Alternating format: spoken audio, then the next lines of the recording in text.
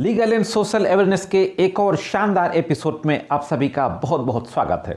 मैं करीम अहमद सिद्दीकी एडवोकेट। दोस्तों, आज मैं एक बहुत ही प्रैक्टिकल लीगल इशू पे बात करने जा रहा हूं और ये प्रैक्टिकल समस्या है बेल एप्लीकेशंस की सुनवाई को लेकर के। अभी 11 दिसंबर को ऑनरेबल सुप्रीम कोर्ट ने बेल एप्लीकेशंस की सुनवाई को लेकर के बहुत ज़बरदस्त गाइडलाइंस जारी की है। आज की वीडियो में हम बातचीत करेंगे कि वो प्रैक्टिकल समस्या क्या है, सेशन कोर्ट से लेकर के हाई कोर्ट तक, और मामला सुप्रीम कोर्ट पहुंचा तो सुप्रीम कोर्ट में क्या इशू उठाया गया जमानत एप्लीकेशंस की सुनवाई को लेकर के, और सुप्रीम कोर्ट ने देश के सारे हाई कोर्ट्स के लिए जमानत एप्लीकेशंस की सुनवाई के संबंध में किस तरीके के महत्वपूर्ण गाइडलाइंस जारी किए। तो बहुत महत्वपूर्ण जानकारी है दोस्तों, जुड़े रहे आखिरी तक, देखते हैं कि इस संबंध में क्या संपूर्ण जानकारी है।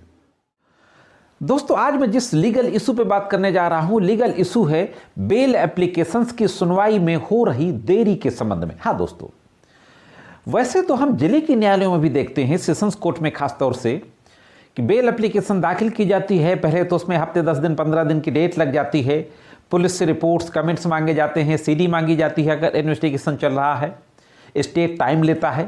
लेकिन ये देखने को आता है कि समय पर पुलिस के द्वारा कभी सीडी केस डायरी नहीं भेजी जाएगी, कभी कमेंट्स नहीं भेजे जाएंगे, कभी क्रिमिनल हिस्ट्री के नाम पर, कभी और किसी बात को लेकर के बहाना बना करके एप्लीकेशन दे दी जाएगी और बेल एप्लीकेशंस की सुनवाई तारीख पे तारीख टलती रहती है। लेकिन अभी सुप्रीम कोर्ट ने जो बात कही है वो देश के तमाम हाई कोर्ट्स के लिए कही है। हाई कोर्ट्स में भी बेल एप्लीकेशंस की सुनवाई में ज़बरदस्त देरी होती है। लगभग देश के ज़्यादातर हाई कोर्ट्स में बेल एप्लीकेशन सपोज अगर आज दाखिल की गई तो उसका नंबर 1 महीने बाद आएगा, 2 महीने बाद आएगा, या 6 महीने या सालों बाद आएगा, कुछ नहीं कहा जा सकता है। और मैं जहाँ तक उत्तर प्रदेश की बात करूँ, चूँकि मैं कानपुर से हूँ, कानपुर का जुरिस्डिक्शन जो हाई कोर्ट का है वो इलाहाबाद हाई कोर्ट में है, तो इलाहाबाद हाई कोर्ट में मेरे खुद कई ऐसे केसेस पेंडिंग हैं जिनमें मोर देन 1 ईयर से बेल एप्लीकेशंस पेंडिंग है। 1 साल से ज़्यादा हो गया बेल एप्लीकेशन पेंडिंग है, उसका नंबर ही नहीं आ रहा। फ्रेश में बेल एप्लीकेशन जैसे दाखिल की जाती है, 2-4 दिन बाद उसका सुनवाई का नंबर आ जाता है फ्रेश लिस्ट के रूप में।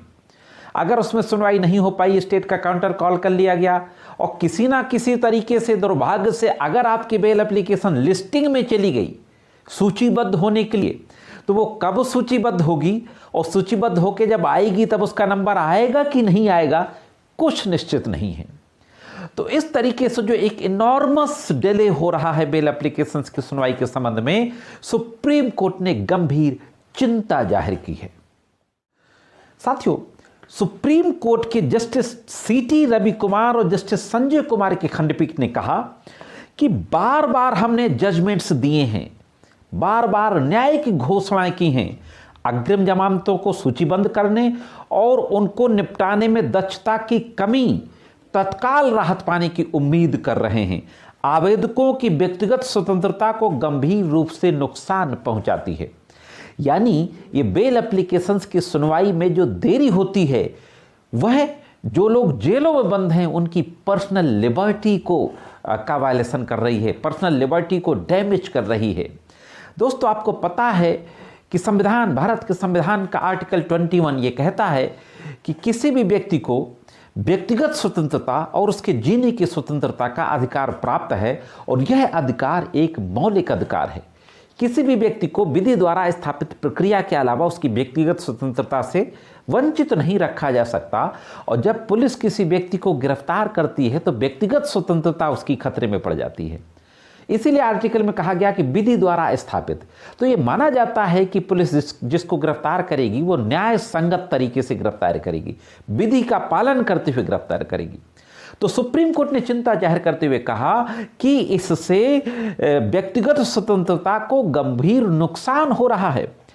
कोर्ट ने कहा कि आदेश पारित करते हुए बेंच ने विभिन्न अदालतों में बार बार होने वाली देरी को देखते हुए रजिस्ट्री को आदेश की कॉपी रजिस्ट्रार जनरल और सभी हाई कोर्ट के सभी संबंधित को भेजने का आदेश जारी किया। हाँ दोस्तों, सुप्रीम कोर्ट ने अब जो सुप्रीम कोर्ट की जो रजिस्ट्री है, जो पूरा ऑफिशियल काम संभालती है, उसको आदेश दिया है कि देश के सारे हाई कोर्ट में यह ऑर्डर भेजा जाए और देश के विभिन्न न्यायालयों में जो बेल एप्लीकेशंस की सुनवाई में देरी हो रही है उसको सुधारा जाए, उस देरी को दूर किया जाए। और यह सिर्फ ना रेगुलर बेल एप्लीकेशन बल्कि एंटीसिपेटरी बेल एप्लीकेशंस, यानी एंटीसिपेटरी और रेगुलर दोनों तरीके की बेल एप्लीकेशंस की सुनवाई के संबंध में सुप्रीम कोर्ट के द्वारा यह बात कही गई। साथियों, रेगुलर बेल क्या होती है, एंटीसिपेटरी बेल क्या होती है, मैंने काफ़ी पहले एक वीडियो बनाया था, आई बटन में लिंक दे दूंगा, आप उसको भी वहां पर जाकर के देख सकते हैं।